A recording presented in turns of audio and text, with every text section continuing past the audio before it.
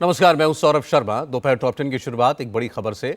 Supreme court ने अयोध्या में राम मंदिर मामले पर आज एक बड़ी टिप्पणी की। अदालत ने कहा कि दोनों पक्ष आपस में मिलकर इस विवाद को सुलझाने की कोशिश करें और जरूरत पड़ी तो सुप्रीम कोर्ट मध्यस्थता करने के लिए भी तैयार है। सुप्रीम कोर्ट ने कहा कि राम मंदिर का मामला धर्म और आस्था से जुड़ा है। इस मामले में कोर्ट की टिप्पणी के बारे में जानकारी देते हुए याचिकाकर्ता और बीजेपी के नेता सुब्रमण्यम स्वामी ने बताया कि चीफ जस्टिस ने कहा कि जरूरत पड़ी तो सुप्रीम कोर्ट के जज मध्यस्थता करने के लिए तैयार हैं। कोर्ट ने दोनों पक्षों को बातचीत के लिए 31 मार्च तक का वक्त दिया है। तो राम मंदिर मसले पर आज सुप्रीम कोर्ट में सुनवाई चल रही थी। सुनवाई के दौरान अदालत ने कहा कि राम मंदिर का मामला धर्म और आस्था का मामला है और इस विवाद को कोर्ट के बाहर सुलझा लिया जाए तो ठीक है। अदालत ने कहा कि सभी पक्ष आपस में बैठकर बात करें और अगर जरूरत पड़ती है तो सुप्रीम कोर्ट इसमें मीडिएशन कर सकता है और अगर बातचीत कामयाब नहीं हुई तो फिर सुप्रीम कोर्ट इस मामले में दखल देगा। तो ये बड़ी टिप्पणी सुप्रीम कोर्ट की राम मंदिर मामले पर। साफ तौर पर सुप्रीम कोर्ट ने कहा कि अगर यह विवाद अदालत के बाहर बातचीत से सुलझ जाता है तो उससे बेहतर कुछ नहीं हो सकता। जो मुस्लिम पार्टीज़ हैं उनके साथ मेरी बात हुई। वो कहते हैं कि कोर्ट के फैसला के बिना हमारे ऊपर हमारे समुदाय में संदेह हो जाएगा, तो इसलिए मैंने कहा कि मध्यस्थ भी करना है और वो आपके आदेश पर होनी चाहिए और हम समझौता करने के लिए तैयार हैं। मस्जिद बने, मंदिर बने, उसके अलग अलग जगह हैं। एक के प्राणी प्रतिष्ठा के कारण राम जहाँ पैदा हुए वही है, उसको बदल नहीं सकते। और मस्जिद तो कहीं भी बना सकते हैं, सड़क में भी नमाज़ पढ़ते हैं मुसलमान। और सऊदी अरेबिया में अपार्टमेंट बिल्डिंग बनाने के लिए या रोड के लिए वो मस्जिद को हटाते हैं, तोड़ते हैं। तो इसीलिए मैं समझता हूं कि इस रचनात्मक सुझाव को मुस्लिम समुदाय मान ले तो सबसे अच्छा होगा, परंतु बातचीत से ही ये फैसला होगा। सरयू नदी के उस पार एक मस्जिद बने और यह सारा जो राम जन्मभूमि है वो राम मंदिर के लिए सौंपा जाए। तो ये हम चाहते हैं कि न्यायाधीश एक मीडिएटर, ये जो मध्यस्थ करने के लिए कोई एक न्यायाधीश का नाम सुझाए। और मैं आशा करता हूं कि अगले फ्राइडे में, ये आने वाली शुक्रवार नहीं, अगले शुक्रवार, उसके बाद जो अगले शुक्रवार है उसमें ये फैसला कोर्ट की तरफ से अपेक्षित है। अयोध्या विवाद पर सुप्रीम कोर्ट की टिप्पणी का सरकार ने भी स्वागत किया। कानून राज्य मंत्री पीपी चौधरी ने कहा कि सुप्रीम कोर्ट के सुझाव से जल्द विवाद सुलझने में मदद मिलेगी। हमारे साथ केंद्रीय कानून राज्य मंत्री पीपी चौधरी मौजूद हैं। सर, सबसे पहले तो अभी सुप्रीम कोर्ट ने ये कहा है कि अयोध्या मामले में चाहिए कि दोनों पक्ष बातचीत से ही इस मसले को सुलझा दे। अगर बातचीत से मसला नहीं सुलझता है तो कोर्ट में फिर सुनवाई करने के लिए हम तैयार हैं। देखिए, सुप्रीम कोर्ट का ये मूव जो है बहुत ही स्वागत योग्य है और मैं मानता हूँ कि दिल जीत करके जो काम किया जाता है उससे देश में शांति बनी रहती है, अमन चैन बना रहता है। तो मैं इस मूव के सुप्रीम कोर्ट के इन शब्दों की बहुत भूरी प्रशंसा करता हूं और मुझे पूरा विश्वास है कि आपस में जो दोनों ग्रुप जो बैठ करके इस पे कंसेंसस पे आ जाएंगे। और अगर नहीं आएंगे, और सुप्रीम कोर्ट का ये भी कहना कि अगर बात नहीं बने तो हम साथ बैठने के लिए तैयार हैं, बहुत अच्छी बात है। जजमेंट से भी ज़्यादा, फैसले से भी ज़्यादा, डायरेक्शन से भी ज़्यादा अगर इस तरह का काम अगर हो जाता है और सुप्रीम कोर्ट करता है तो सुप्रीम कोर्ट को हमेशा याद रखा जाएगा। कोर्ट के सुझाव का सरकार स्वागत कर रही है, लेकिन बाबरी मस्जिद एक्शन कमेटी के संयोजक जफर याब जिलानी ने कहा कि बातचीत तो 27 साल से जारी है, कोई हल नहीं निकल सका। अयोध्या मसले पर सुप्रीम कोर्ट ने कहा है कि दोनों पक्ष आपसी बातचीत में मामला सुलझाने की कोशिश करें।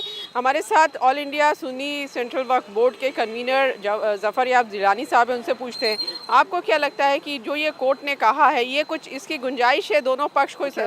कोई प्राइवेट नेगोशिएशन पॉसिबल नहीं है।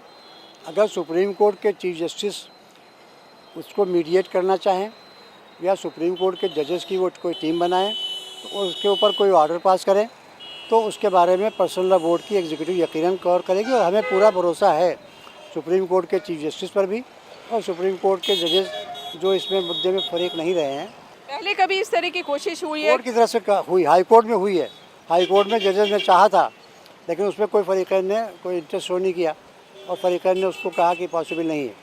हाई कोर्ट ने फट किया था। मतलब दोनों जो पक्ष हैं कभी आपस में बातचीत उन्होंने की? कई मरतबा हुई है। नरसिम्हा राव के ज़माने में हुई, अली मियाँ के ज़माने में हुई, उसके बाद चंद्रशेखर के ज़माने में हुई, कई मरतबा हुई, कई मरतबा। तो जैसे आज एक तरह की उम्मीद ये हुई कि अब कोर्ट में इतने साल से मामला पेंडिंग है और हो सकता है दोनों लोग कोई बीच का हल निकाल। बीच का हल कोई पॉसिबल नहीं है, मैं समझता हूँ कोर्ट को तय करना पड़ेगा किसका राइट है वहाँ।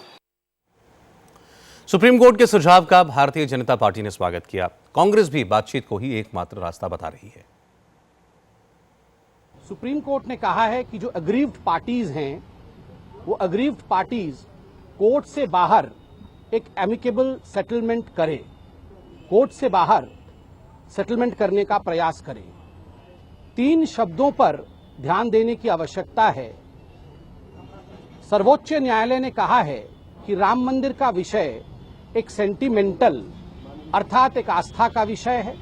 उन्होंने कहा है यह एक सेंसिटिव अर्थात एक संवेदनशील विषय है और उन्होंने कहा है कि जो एग्रीव्ड पार्टी हैं वो चर्चा के लिए कोर्ट से बाहर एमिकेबल सेटलमेंट अर्थात सौहार्दपूर्वक चर्चा करे। हम भी चाहेंगे कि ये चर्चा सौहार्दपूर्वक हो और इसका हम स्वागत भी करते हैं। कोर्ट के पास कोई सॉल्यूशन है जो आज के दिन वहाँ से निकल के वो आके आम जनता के बीच में बैठ के बात कर सकते हैं और समस्या हल कर सकते हैं, तो बहुत अच्छी बात है। मगर कोर्ट को भी ये समझना चाहिए कि हर बात पे वो दखल नहीं दे सकते हैं और कोर्ट के पास भी कोई ऐसी जादू की छड़ी नहीं है जो कानूनी दौर से कुछ नहीं चलता है। ये लोगों का सेंटिमेंट और लोगों का पॉलिटिक्स से जुड़ा हुआ है, तो इस बात को समझने की बहुत ज़रूरी है। कानून से हम कुछ नहीं कर सकते हैं। और कोर्ट की इस टिप्पणी पर संघ ने क्या कहा है, अब ये दिखाते हैं आपको। It is to be decided by the Dharma Sansad because they have been the people who have organized the entire Rama Janmabhoomi movement, and the parties who have gone to the court, it is for them to decide. RSS will not decide. RSS will go by the Dharma Sansad's decision.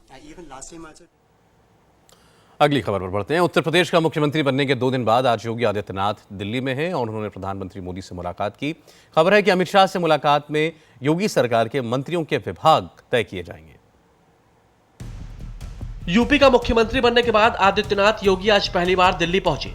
योगी ने संसद भवन पहुंचकर प्रधानमंत्री मोदी से मुलाकात की। बताया जा रहा है कि मोदी ने उन्हें यूपी को लेकर कुछ खास निर्देश दिए हैं। मोदी से पहले योगी वित्त मंत्री अरुण जेटली से मिले और किसानों की कर्ज माफी पर चर्चा की। योगी ने गृह मंत्री राजनाथ सिंह से भी मुलाकात की। मोदी, जेटली और राजनाथ से मुलाकात के बाद योगी राष्ट्रपति प्रणब मुखर्जी से भी मिलने पहुंचे। यूपी में शपथ ग्रहण के 2 दिन बीत चुके हैं, लेकिन 46 मंत्रियों को अभी तक विभागों का बंटवारा नहीं हो पाया है। योगी आज पार्टी अध्यक्ष अमित शाह से मुलाकात कर मंत्रियों के विभागों पर चर्चा करेंगे। सूत्रों के मुताबिक योगी के पावरफुल मंत्रियों में दोनों डिप्टी सीएम केशव प्रसाद मौर्य और दिनेश शर्मा होंगे। इनके अलावा कानपुर की महाराजपुर सीट से 7वीं बार विधायक बने सतीश महाना, शाहजहांपुर से 8वीं बार विधायक बने सुरेश खन्ना, बरेली कैंट से लगातार 6ठी बार विधायक बने राजेश अग्रवाल, बीजेपी के राष्ट्रीय सचिव और प्रवक्ता श्रीकांत शर्मा और बीजेपी के राष्ट्रीय सचिव और प्रवक्ता सिद्धार्थ नाथ सिंह योगी सरकार के सबसे पावरफुल मंत्री होंगे। दिल्ली में योगी का आज सुषमा स्वराज और लाल कृष्ण आडवाणी से भी मुलाकात का कार्यक्रम है। उधर यूपी में 2 डिप्टी सीएम बनाए जाने के बाद महाराष्ट्र में भी फडणवीस सरकार में सहयोगी शिवसेना ने बीजेपी के सामने डिप्टी सीएम पद की मांग रख दी है। शिवसेना ने अपने मुखपत्र सामना के जरिए बीजेपी पर निशाना साधा है। यूपी में 2 डिप्टी सीएम और कश्मीर में डिप्टी सीएम पद का जिक्र करते हुए शिवसेना ने कहा कि क्या डिप्टी सीएम के पद को गैर जरूरी मानने वाली बीजेपी की सोच अब बदल गई है। शिवसेना ने कहा कि महाराष्ट्र में उनकी पार्टी का डिप्टी सीएम होना चाहिए। शिवसेना ने कहा है कि महाराष्ट्र बड़ा राज्य है और डिप्टी सीएम का पद होने से महाराष्ट्र की समस्याओं का तेजी से निपटारा होगा।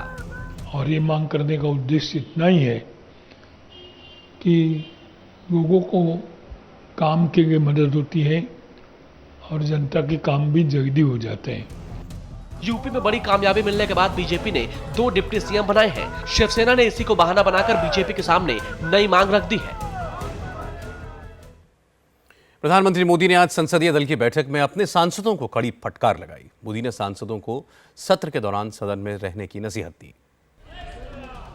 प्रधानमंत्री मोदी ने आज अपने ही दल के सांसदों को कड़ी फटकार लगाई है। मोदी ने सांसदों से पूछा कि वो संसद की कार्यवाही में हिस्सा क्यों नहीं लेते।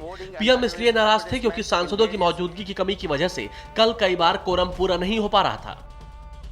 मोदी ने कहा, जनता ने आपको संसद में काम करने के लिए भेजा है। मैं आपके लिए सब कुछ कर सकता हूं, लेकिन हाजिरी नहीं लगा सकता। संसद में जीएसटी जैसे अहम मसलों पर चर्चा होनी है, इसकी अहमियत आपको खुद समझनी चाहिए। एक बार संघ के एक बड़े नेता ने कहा था कि हमारे प्रचारक इतने बिजी हो गए हैं कि उन्हें शाखाओं में आने तक का समय नहीं मिलता। आप लोगों का भी ऐसा ही हाल हो गया है। मुंबई में डॉक्टरों की हड़ताल से मरीजों का बुरा हाल है। कल से यह हड़ताल जारी है। महाराष्ट्र में रेजिडेंट डॉक्टरों की हड़ताल का आज दूसरा दिन है। मुंबई के केईएम, सायन और जेजे जैसे सरकारी अस्पतालों में कामकाज पूरी तरह से ठप है, जिससे मरीजों को भारी परेशानी उठानी पड़ रही है। बहुत ज्यादा इमरजेंसी होने पर ही मरीज को इलाज मिल पा रहा है। मरीज अस्पतालों के चक्कर काट रहे हैं। किसी की ऑपरेशन की डेट है तो कोई इलाज के लिए परेशान है। राजस्थान के भीलवाड़ा में एक फैक्ट्री के गोदाम में जबरदस्त आग लग गई। आग रात करीब 2 बजे लगी। गोदाम में यार्न रखा हुआ था जिसकी कीमत 12 से 15 करोड़ बताई जा रही है। आग बुझाने में दमकल विभाग को कड़ी मशक्कत करनी पड़ी और करीब 7 घंटे के बाद इस आग पर काबू पाया जा सका।